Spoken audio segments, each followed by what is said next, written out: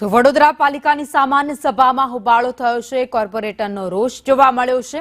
પીવાના પાણી મુદ્દે કામગીરી ન થતા કોર્પોરેટર વિફર્યા છે। વોર્ડ નંબર 16 માં પીવાના પાણી અને દૂષિત પાણીની સમસ્યાઓ સતત જોવા મળે છે।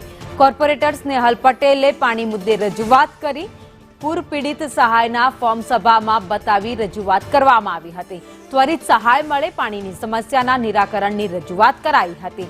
સહાયના ફોર્મ ડેપ્યુટી કમિશનરે આપ્યા હતા તો પૂર પીડિતોને હજુ સહાય નથી મળી તેવી રજૂઆત કોર્પોરેટરે કરી હતી।